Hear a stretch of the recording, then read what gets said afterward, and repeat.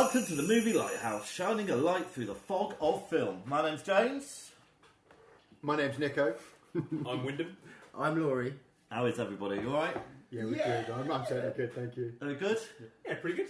Pretty good, Tail end yes. of a cold, so I'm a bit nasally. I'm a little bit worse for wear. It's my It was your birthday birthday today. last It night. was. Sick. Happy birthday. Yeah, thank you very much. Did we sing, James? No, but we don't need to do it now. Okay. All right. You're looking quite good for 30. I think I've seen much worse 30-year-olds than yourself. Alright, so before we get into it, we made a little bit of an error on our last podcast. There was a maths mistake. Oh. So I'm not You're going to do the notorious maths for this. Yeah, I'm not doing the maths again. Because it's too under pressure, you know. It's like, I thought I was quite good at maths, but maybe I'm not. But apparently, Come out and washing.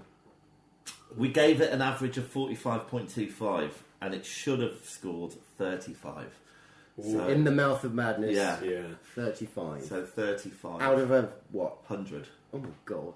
Yeah. Pour in the mouth of madness. I like it again. I like it again. Once I've got over bloody hell. I like it. I blame got a nice aftertaste. I blame Nico's TV and technology because It did render it in real clarity for us, didn't it? Yeah, I guess you're not supposed to watch that film in such high definition. I should have Yeah. taken my glasses off. But no, this is an interesting Great. point that's made me start thinking, because like films like Eraserhead and these kind of things that you see. When you saw Eraserhead, you saw that on a VHS. It had a quality about it, this, that, and the other. And do you really want to see Eraserhead in crystal clear? I don't know. I think it's a different experience.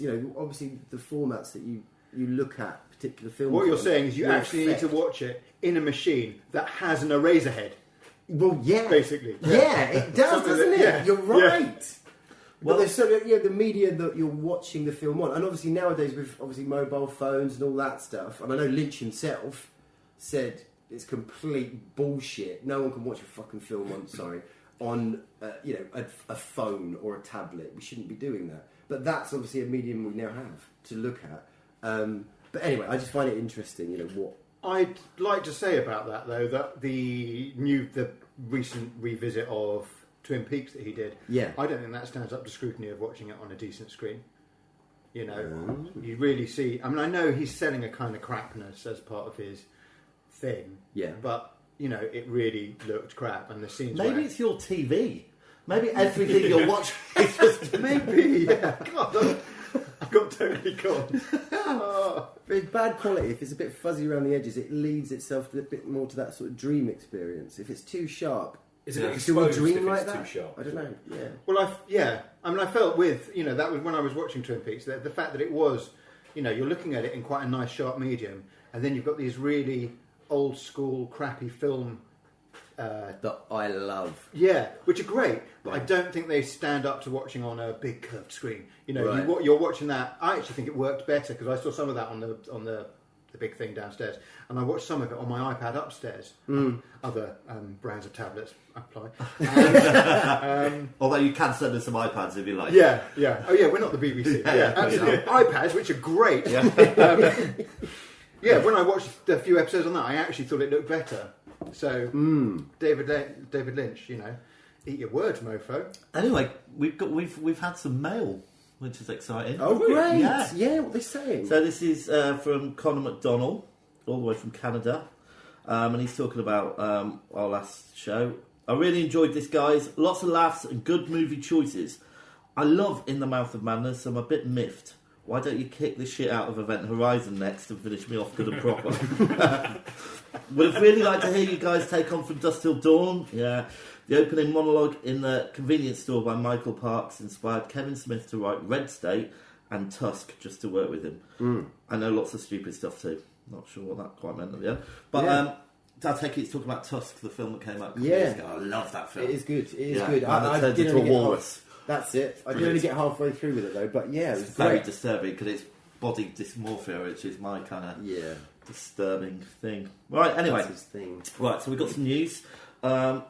We have our Movie Lighthouse Advent Calendar. It's day 3 at the moment. Has everybody been looking at the Advent Calendar? I've seen the first two. Well, I only just did the last one, so... What was the last? I haven't actually seen them. What are they? What was I'm so glad you said it first. you got Laurie. any good ones? I was kind of thinking, shall I do that? Yeah, of course. Just fill us in a little bit, Joe. Well, Yeah, we've just got a few pictures that we're going to put. We're going to put some stuff up every day on the run up to Christmas, and then we've got something quite exciting over Christmas. We are going to do the 12 days of Christmas. So every day over the 12 days of Christmas, Laurie, which starts on. Well, yeah. You see, you've informed me. I thought the 12 days of Christmas was the lead up to, but it turns out it's the 12 days starting from Christmas Day itself. After. Yes. leading up to Epiphany. Heavens be praised. And Epiphany, Epiphany is actually the day, if this is your particular thing, would be the day that you should celebrate Christmas, if you're being particularly old-fashioned about it, because it is the day the three wise men arrived with the gifts for the dear Lord baby Jesus. Did he not get there on Christmas Eve? Didn't you love that? You'd have thought, wouldn't you? Yeah. You'd have thought they'd have arrived for Christmas. How wise are they? All right. So we're releasing bonus podcasts every day. Across the 12 days. Across the 12 days. So what's the subject matter? well, I'm going to kind of keep it a surprise, like Christmas itself. Okay, great. Yeah. But do listen to those; they should be pretty good. All right, so bit of news. Anyone been watching Stranger Things? Yeah. I have seen Stranger Things. Just brilliant. Have we all watched all of them?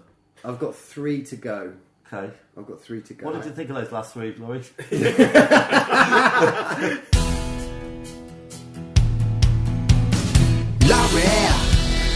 Laurie, reviews a film he's never seen before. Reviews a film he's never seen. Yeah. I'll ease off on the save that actually. But yeah, it started. I really loved the first series, and I knew I was in for a treat the minute I saw the credits. That opening credits, that sort of italic, the fallibility of the italic sort of fuzzing a bit, that red Stranger Things crossing over, and the music, I was like, right, okay, this is made by someone that loves the kind of films that I love. And obviously it being set at the time of when I was a kid, so adored it. First series was great. Second series was like, because you're not getting as many reveals. You're not, first of all meeting these characters for the first time kind of thing. But sort of 3 episodes in, it starts sort of cranking up a gear. It sort of repeats a little bit with the whole, now rather than Christmas tree lights, we've got drawings, the whole map bit, and Mum's figuring it out. She's a cool mum. But yeah, it kicked off, and I love it. Yeah, completely love it. When? I quite like the fact that Burke Carter J from Aliens is in. Yes. He's redeemed himself. He's redeemed himself, yeah. So the guy in Aliens, Yeah. who is the company man, It was a bad call, Ripley. It was a bad call. indeed him. Who's he? He's the guy who runs the whole square building now. The Doctor? Yeah, Yeah. He's aged, hasn't he? yeah, he has. I think it's all right. But clearly, there's spoilers involved in this, right? Yeah. So you start off thinking he's going to be another version of Yeah. Matthew Burke. Modine Oh. Yeah. All in right. the first one. Papa. Yeah, so you think he's going to be another always kind gonna of be Papa from a now on, isn't replacement for him, and then he does redeem himself as the season goes on, and you realise that actually he's not this murderous, awful. Because when you see him anyway, you see Burke, he's like, Yeah, right, he's exactly. a shitbag. We cannot trust this dude. Yeah. And then there's that moment, it's like, oh, good old boy. Yeah. Yeah, it's great. Yeah. What about you, Nico? I really enjoyed it, and I watched the whole thing when it came out, sort of over a period of maybe 48 hours. Sweet. Much to the joy of my family. Where's Daddy gone? It's Stranger Things, come on. But I didn't enjoy it as much as the first one, and it's like you're saying about the stuff being revealed. You kind of got a much clearer idea of what's going on already. Also, there's something about 11 in the first one, and I hate it's not as superficial as just she had a crew cut. There's something so vulnerable and, the childlike breakability of her that didn't really seem to exist in the second season, which for me was a really compelling factor in making it work. The fact you really, it stimulates or brings up that protective instinct from you. You'd like to get into the screen just to give her a hug and say, "Don't worry, I'll help you." Yeah. And now it's like, God, she's the last person who needs any help. Now you know what she can do, which I've seen that in other films. In my quest to find actually, I'm not going to go on too much about, because we're going to talk about some of our favourite films of the year. Yeah, but there's a similar element in what I did pick for my favourite film of the year. So I'm not going to go into that one now, but I think that's a real trigger point for me, is little girls that need help and are very vulnerable. Yeah. That sounds really wrong. To help and Have protect. you got ice cream, not though? to, you know what I mean? I'm going to stop now. I just turn myself into Harvey Weinstein. I'll stop. But yeah, that really worked in the first one. It wasn't such a thing for the second one. And I generally thought, you know, with the first one, when you suddenly realise, oh my God, we're watching E.T. here. Yeah, well, the things get referenced. Now it's kind of like, you know that these things are going to get referenced. You know that they've got a thing about, you know, the old Spielberg movies of the 80s. And yeah, it's just giving you a bit more of the same. So I wasn't as compelled. Yeah. All I'm going to say is Dustin. I just think he's brilliant. Yeah. You know, yeah. I think he makes that show. The other kids are good, but, you know, he's just very watchable. It became his kind of season. Yeah. Yeah. And, you know, when you watch Dustin, he fills in holes in your memories of the people that played roles like that in the 80s. So when I think back about Goonies and I think back about E.T., and I'm sure Dustin was in them. All right, so it's been signed for a third season as well. Oh, which it? I presume is just going to be a really horrible descent for Hopper into a painful death, because he was inhaling all of that stuff in the Upside Down or whatever. It's just awful, right? So, but nobody seemed to mind about it. It's just this weird stuff being released into the air. Yeah. Inhaling it. Yeah. And that can't be good for you. That's going to play havoc, isn't it? That is. It's got to. It's going to put a road through him. I love the actual Goonies guy. What's his name? The actor's name? The boyfriend of Sean Astin. Yeah, he was good. Oh, he was so good. Because he was in The Strain. I don't know if you saw that, but The Strain, the guy who made Pan's Labyrinth, the director guy...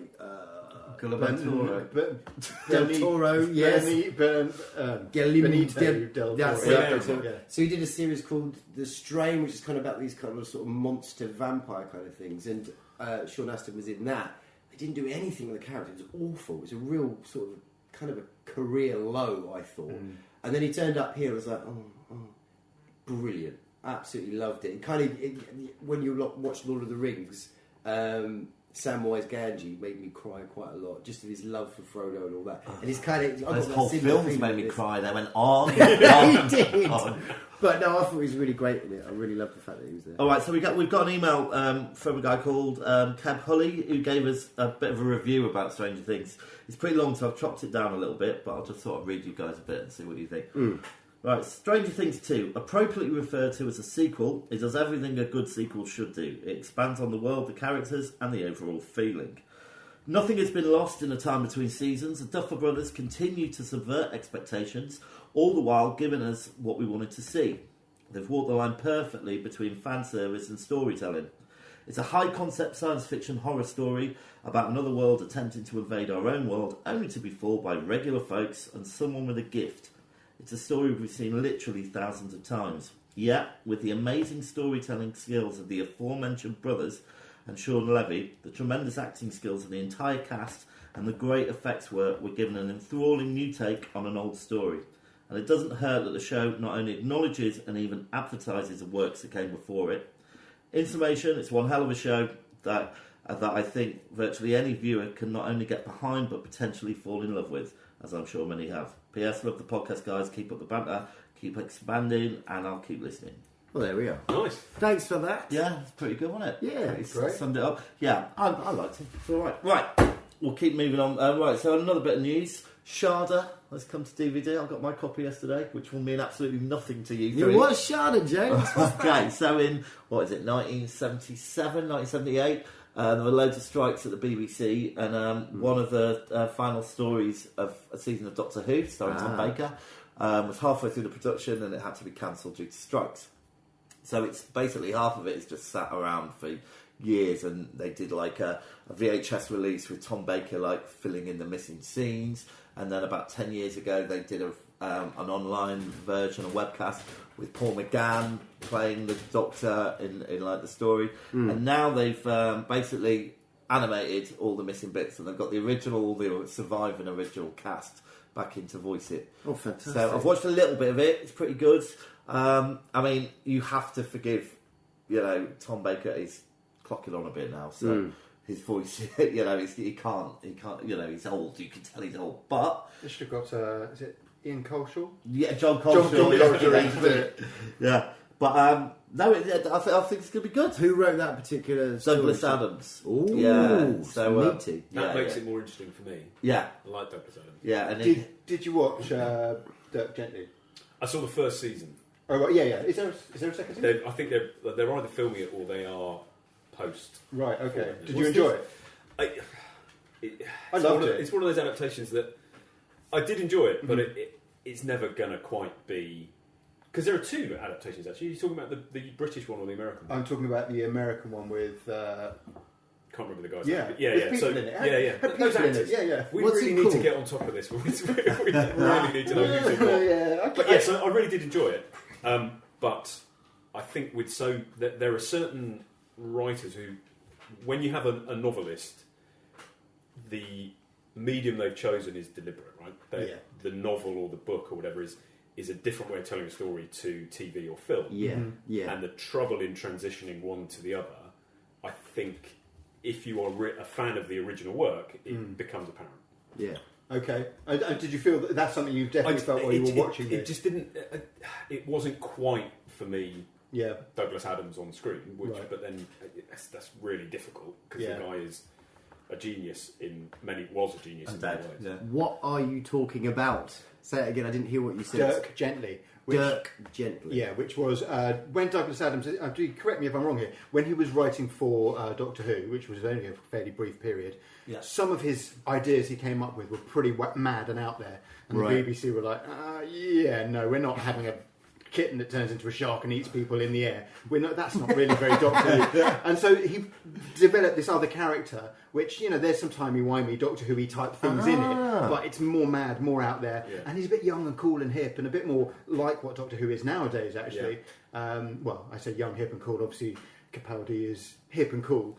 But it just, I thought it was a really quirky, cool character that's kind of not, there's so little machismo or kind of... I'm gonna. He gets things done by being weird and quirky and unusual and strange and a little bit, sort of a bit of a nerd. And it's but just in a brilliant way that makes the do get done. So I really enjoyed it, and having watched it, I said that's brilliant. My kids are into Doctor. I've got to sit down and watch this with the kids. And I sat down and watched it. And of course, the first 5 minutes are just like, oh my god, there's blood and guts everywhere and dismembered bodies, and I've turned it off. And the kids are still like in therapy. Whoops. Well, that sounds cool. I've never heard of that. That sounds cool. Right, we better get on with things then. So, we're going to take a break and we're going to come back and review the movie Crash. Yeah. All right, we're back. That was exhausting. Right, so Laurie, this was If you your could just put your clothes back on, that'd be really good. this was your pick. Yes. Tell us a bit. So about I it. picked Crash. So obviously we are the movie lighthouse, all right. So we are here to shine the light through the fog of film. Is that correct? Yeah, I said that at the start. Yeah. Okay, so that's what we're doing. We're highlighting films that we feel, are definitely worth a watch. You sound Also- a bit defensive already. Yeah. Wait, because there was a moment where I thought, well, is this, a little bit, I don't know. But anyway, so we've got Crash, David Cronenberg's film. At the time when it was released, it was controversial. I think the Daily Mail And the Evening Standard. and the Evening Standard were trying to do everything they could to apparently ban it. Don't quite know, bless their cottons. But anyway, Mary Whitehouse was still in effect. right. Yeah. Okay. There's still that attitude in those kind of pressure groups of, Yeah. you showed some stocking tops. Awful. Yeah. And this is what I say though. I mean, for me, as we go round, we each of us will make suggestions for films and stuff like that. But I think this is a film definitely worth mentioning and highlighting and watching, because it talks about a lot of stuff that I think actually are quite important in what's going on nowadays in in life, in humanity. But tell us what it's about. Okay, Crash. I can't remember what number film of Cronenberg this is, but in 1996 it was released. It has. Can we start this whole bit again? Should we or not? No, crack on. Just what's the film about? Just tell us what it's about, Laurie. Okay, right. Okay, based on a book by J.G. Ballard, written in 1963. Essentially, J.G. Ballard wrote this book, which was sort of an invitation into looking at how technology can effectively pervert us. All right, and he was using the automobile, the car. Laurie, Yeah. what's the film about? But for God's sake, man. Just imagine you Tell us haven't what seen the it. film's Imagine about. you haven't seen it, and then And review then you it. can get as deep as you want. But what is it about? It's basically about how technology can pervert us. If we allow technology... It's about people who get off on watching car crashes or getting involved in car crashes. Is it? Yeah, well, yeah, okay, right, yeah. In a nutshell, it is that. It kind of is that, yes, it is that. People getting perversely knocked off by the experience of smashing into other people and coming very close to that death moment, and then becoming addicted to that and becoming perverted by that. It is that. But I suppose the original work, and as I say, by J.G. Ballard, is really how, in '63, effectively the car's still quite a new thing, isn't it? We're everyone Certainly a suddenly new now thing for has this. everyone having a car. Yeah. That idea of lots of people having cars as opposed to the village nurse and some bigwig having a car. It was Exactly. when it was really starting to become a normal thing, wasn't it? Yeah. And effectively this virus in humanity across the world, cars, more cars. And I'm not a driver, but obviously, I know what it's like to sit in a car. You're in your perfect little shut off world in a way. And then you get this character that experiences a crash, a very, very bad crash, nearly dies, witnesses someone dying right next to him, covered in the guy's blood. And from that experience, is changed, effectively. Right at the beginning of the film, though, you learn that this dude is a deviant. He's a sexual deviant, as is his wife. That's what they do, all right? But now he's taken into a whole new kettle of fish after this crash, as it were. So then we go into that. Well, I think it's interesting you saying about them being deviants, because I guess it depends on your interpretation of that word. But so I think there are two ways to look at this film. You can either look at it really superficially, in which case it's a weird thing about a group of people who get their rocks off through car crashes and, as you said, proximity to danger and death and all that kind of thing. Or you can start looking at it at a deeper level. What's Cronenberg trying to say? Yeah. And that your deviant comment about Deborah Unger's character and James Spader's characters. The opening scene is Deborah Unger having sex in an aircraft hangar, right? Yeah. And the second scene is James Spader having sex in a back room off a film set. But if you look at those two characters, they appear completely disconnected to the activity that they are partaking in. They're not actually interested in the other person they're having sex with. So what they're interested in, it seems to me, is that they're both in situations where if they could get caught, there's an element of danger, and it's almost like that's something we could probably most of us relate to in some way. That idea of adding a bit of extra danger and excitement to it might be arousing. Whereas with the car crash, you've just gone so far into the danger and not excitement, but the fear element. That where's the sex gone? Where's the passion gone? And I think that's what was interesting about it. It's moved to a level where you're completely divorced from the action of sex.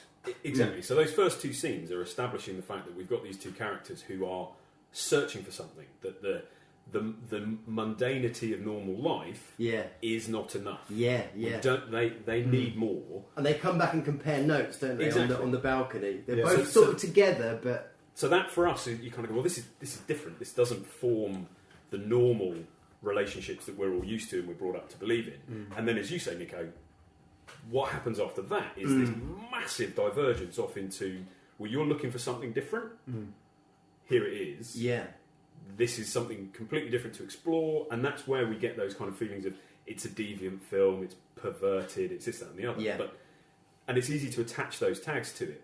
But if you're looking at what Cronenberg is investigating with that concept of this film, I think you kind of have to take away those tags, because it's not just about that, which is what the Daily Mail and the Evening Standard got up in arms about. It was like, these people are perverts, we shouldn't be exposing society to this interesting concept of actually we're all looking for a bit more, because the society we've built is numbing. It's not exciting anymore. It's really safe. You don't have to spend energy or time surviving anymore. So where are we getting our kind of influences, and where are we getting our excitement from, and the purpose for being? That's it. And I think another interesting thing about it is, if you want to make a film about fetishism of some kind, not about a specific thing for a specific market, like, here's this thing, it's for people that like dressing up as dogs or whatever it is. If you want to make something that's just about the idea of it, if you make it about an existing fetish that lots of people have, then it's kind of going to be a titillating movie for a lot of people. Whereas if you make a movie that's ultimately about a fetish, and I bet you the number of people out there that have a fetish for anything to do with car crashes, I bet it's small to non-existent. And I didn't really think that existed. No, I've always said, if you can imagine it, there's websites dedicated to it. But I haven't searched. I doubt if there are many fetishy websites for car crashes. I think that's just too much of a juxtaposition. So by making a film that explores fetishism through something that nobody is actually going to have a fetish for, it kind of really starts looking at the question of, why do we pin sexuality to things that aren't sexual? Why would, I don't know, someone get excited by leather gloves or something like that when it doesn't actually have anything to do with the act of sex? And that's, I think, really, for me, what the film is largely about. It's about what's going on. How does such big emotion from one area get subverted into something completely different? I found it a bit depressing, really. I didn't come away thinking, oh, yeah, that was really good. And I watched it, I remember seeing it when it first came out. Yeah. Because obviously there's that scene where the guy has sex with the wound. Yeah. Rosanna Arquette's character, Gabriel, is a crippled, I guess. You never find out what it was. I don't think you find out what it was. No, there is a car crash. Oh, was it? That would make sense, right? But no, my point is, throughout the film, there's a lot of... they're not explaining everything. There's a lot of stuff that this is just about the environment these people are in real life. You don't find out about Deborah Unger's job. You don't find out about the Vaughan character. He's had a whole load of jobs, but they never pin him down to one thing specifically. I think he was an air traffic analyst or something like that. Yeah, and a photographer. Some description. But yeah, anyway, Gabrielle has a very pronounced scar, and that scar is down her leg. Really a Cronenberg wound. Yeah. It's beautiful. And the scene where Ballard, Spader's character, and Gabrielle are having sex in a car, because basically they all shag each other. Yeah. Everybody has sex with everybody. Yeah. And there's the I guess the unusualness, and also that's not the right word, but they're having to escalate what they're doing more and more to fully experience the sexual gratification or explore it, that he ends up having sex with her leg scar. Yeah. I mean, you say it was a bummer. I don't think it's really a film about fetish. It's obviously it's playing more on, like I say, about the way technology can pervert us, and it's that sort of exploration into, obviously, just using the car, I suppose, as that sort of narrative. Obviously, in tandem with sex, because they're constantly at it. But you say it was a bummer, and effectively that element is a bummer, I suppose. The way we can be manipulated and changed. Obviously, nowadays with the phone, what that's really become. I have kids and stuff. It's like, where's this all going to go? It's getting a bit weird. But yeah, that element is a bummer. But you've got, James Spader has this massive crash. So their relationship, him and his wife, they were doing their thing. Now he's off on one. So she's got to make that conscious decision, okay, do I follow him? Yeah? And it's kind of her story in a way, following her husband. And she gets to that point, you're right near the end, finally, she has a massive crash. She nearly dies. And they get to shag and be together at the end. Happy ending. It's a lovely, wonderful love story, kind of thing. So, just moving on a bit, what do we think of the performances? Do we like them? Brilliant. I thought they were good. I thought they were good. Brilliant. Vaughan, come on. Yeah, he was very Wow. good. Yeah, I think he was my favourite. Yeah. I think something that I thought was quite interesting about it is kind of pre-internet, or certainly the very beginnings of the internet. Definitely. Yeah. So there was still this kind of role for titillation in movies that kind of doesn't exist so much now. If you want to see things titillating, you can easily go and do that. You don't need film directors doing it for you. And so there's still these kind of lingering views of a stocking top and all this kind of stuff, which I think exist less now in cinema releases. But also, if you were to ask the internet, of your own algorithms, hey Google, come up for us with what you think would be a great film for human beings. Google would think of all the traffic it gets and goes, well, you love watching people having sex. You love cars, and you love people falling over and having accidents. I hear you even find it funny. Wow, this is great. Let's put it all together and make this movie for you. And what you'd get is this thing that you're like, well, that's completely dry and meaningless, and it doesn't do anything for me. But it's all the things you love, So in a way, I think that's with a bit of distance of time, I think that's an interesting way of looking at it. But it's still, for me, it's still a bit left me feeling cold. And if I certainly wasn't driven to say I have to kind of watch all of this through into the. It was, it wasn't. By about halfway through it, I wasn't really that into it anymore. To be honest, but I think that's it. that. I loved I it. kind of came away from that's almost felt like part of the purpose of it. You're not supposed to come and bounce out of that film kind of going, that was amazing, everybody's got to go and see it, it must be feeling upbeat and happy and all these different emotions that I think I read into it that Cronenberg is getting at the point that technology drives distance, so emotional distance. So we can get from here to there much quicker, and we're connected via Skype to people on the other side of the world, all that kind of stuff, but fundamentally it drives us emotionally apart and forces us to look for that kind of emotional connection and excitement in places that we previously didn't have to or would never have occurred to us. So for me, the performances are really cold. But they're supposed to be. And they're delivered, I think, brilliantly. The guy who plays Vaughan, Elias Koteas, I've completely butchered how you pronounce his name there, so apologies. I think he's the most animated of them all because he's the puppet master of this auto crash eroticism or whatever it is. So he's the one who draws them in and pushes them out and pulls them back in and moves them around and takes them further on this journey. But even he is still this kind of sociopath. Right. I saw him as sort of like this sort of sensitive, extra sensitive character that was obviously just aware of really what the car's doing, kind of thing, and just obviously really went with it. I mean, was it Gene Mansfield crash? That bit, that's where the film really kicked Jane off. Mansfield, I think. Was it Jane Mansfield? Yeah, I think so. That moment, I absolutely loved it. I love the set pieces of the crashes. Right, I think we better score it. Okay. All right, and you can give a little final thought. So, Nico, I'm going to come to you first. Out of 100? Out of 100, please. 55. 55. How come? I enjoyed it. I liked it. I thought the characters were good. I wasn't really gripped by it, and I think the idea that it's not meant to be gripping. I think things can be dark and unpleasant and still really draw you in a way that you then are left slightly questioning yourself for enjoying it so much. Whereas I think the coldness I felt rubbed off a little bit. Yeah.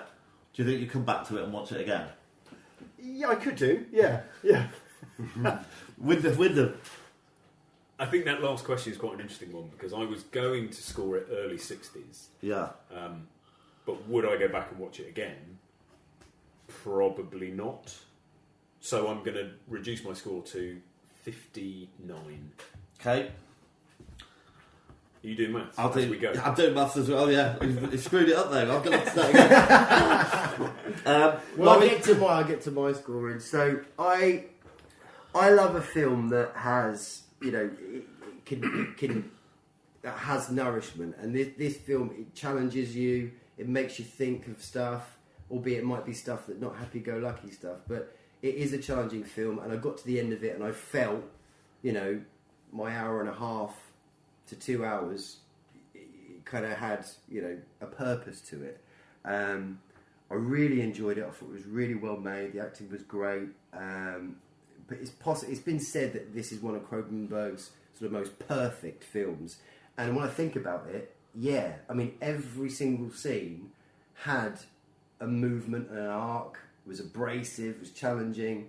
So I'm going to score this quite high, I think. I'm probably going to go, I'm going to go 81.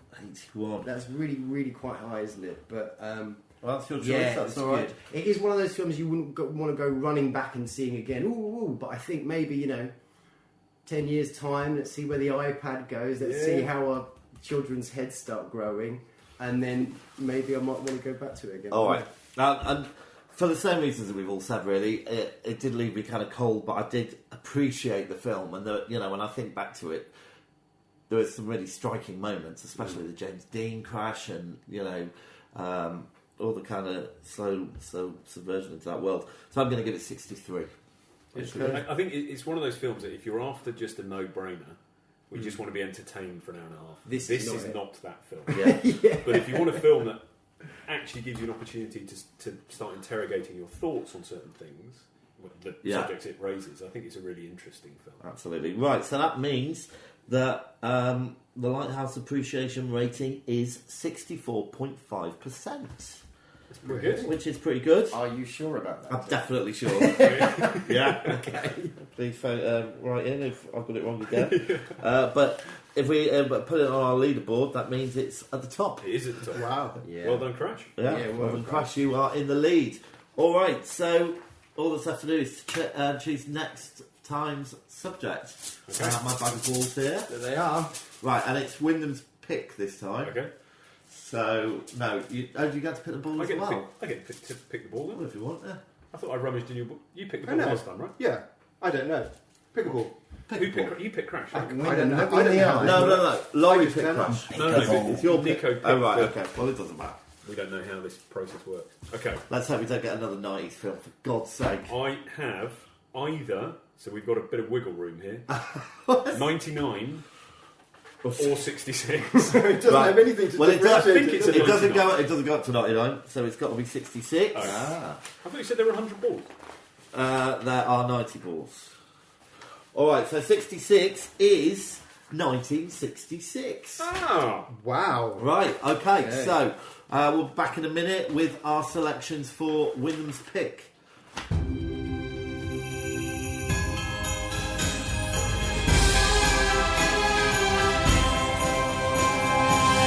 Lighthouse. All right, and we're back. So we've got our choices. Wyndham, it's your call this month. Okay. So let's go in clockwise order. Laurie, your choice is? I've got 6. Right, we'll choose one. Quick. Oh, this is tricky as hell. Right, okay. So I'm just going to quickly zap through the ones. No. Just choose one. Oh, can I just say No, you notable can't. shout-outs at the end? No, because we've got our choices. Choose one film. Mario Bava's Kill Baby Kill. All right. Okay. Okay. I've never heard of that film, by the way. It's a cracker. Yeah, I'm sure it is. I'm going to go for Dalek Invasion Earth 2150.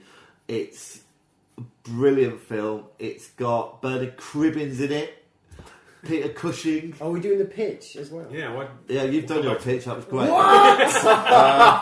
and it's the Daleks in glorious Technicolor. It's brilliant, and there's so much to talk about. It's such a good film.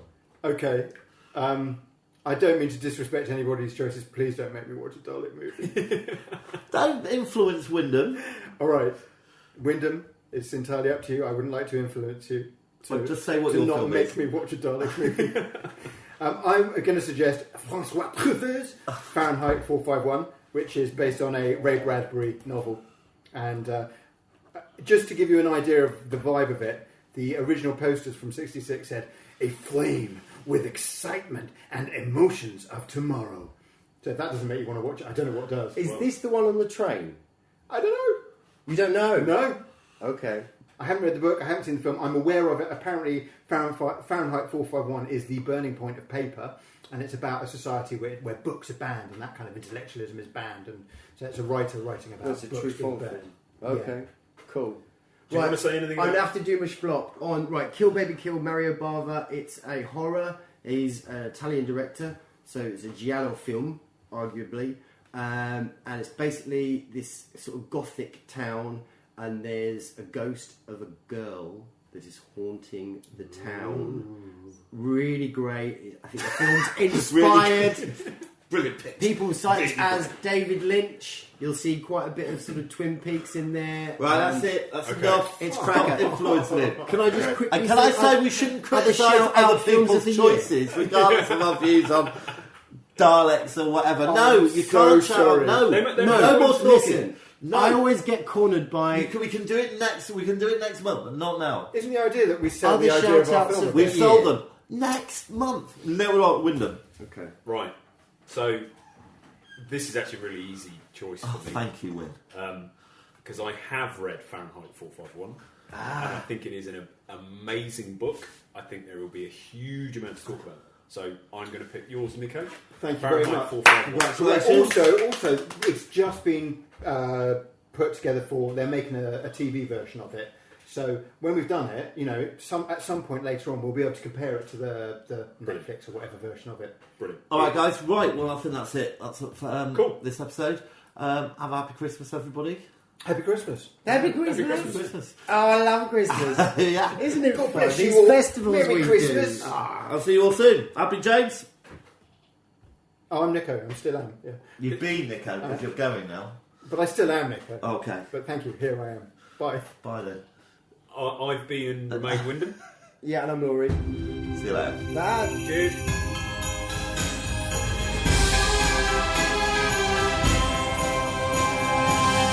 Lighthouse.